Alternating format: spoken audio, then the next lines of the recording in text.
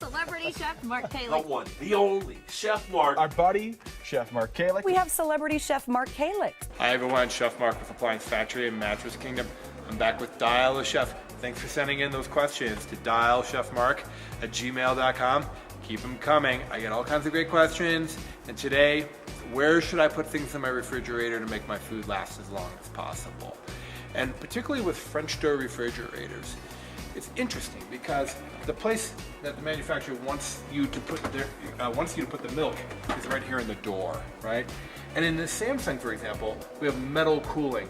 And what's cool about the metal cooling is that it helps pull some additional cold air towards the front of the door.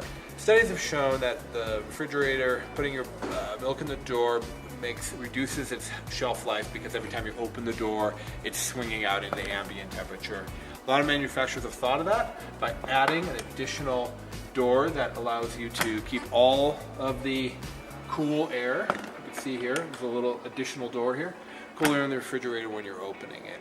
I have a French door refrigerator at home myself, and I find that I get great shelf life out of all of my food, particularly my milk in the door, just because I'm not sitting there refrigerating the whole neighborhood, and the circulation in these is very, very good. They're very advanced.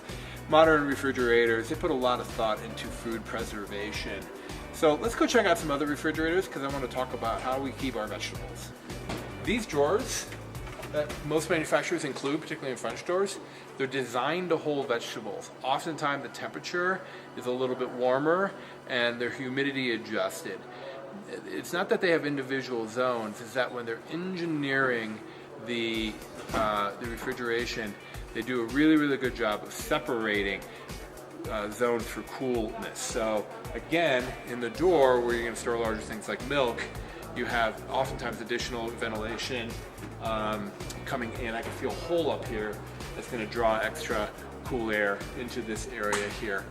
So I typically separate my vegetables, peppers and zucchini in one area, softer vegetables like that. I like to put all my citrus in one area. Those are a little bit firmer, keeps them from bouncing around and bruising the softer vegetables. And then in the third drawer, I put things like lettuce and fresh herbs. And by separating them by type, kind of by density, when I open and close drawers, they don't bounce around and bruise each other. Also, quick tip, never put your bananas in the refrigerator. They excrete a lot of ethylene gas, which will make all the food around that ripen and spoil a little faster. I also love these third drawers. These are great for storing specifically meat or drinks or deli snacks or wine. There's 4 different temperature zones. At my house, I put all of my meat in here, my deli meats, my steaks, my chicken, things that I'm going to be using for cooking classes if I've gone grocery shopping, and having that little bit of lower temperature in here just customizes this drawer and it helps keep things nice and cool. And then my favorite part of our French door is that these refrigerators, the freezer drawers, when you open them, the cool air really gets trapped in this well down here, so they run much more efficiently when you're opening the freezer. If you have the freezer up top, of course, the freezer air can come tumbling out of it. So that's just a few tips on where to store your food. If you have any more questions, you know where to send them. dialchefmark@gmail.com. Thanks for tuning in, and please subscribe.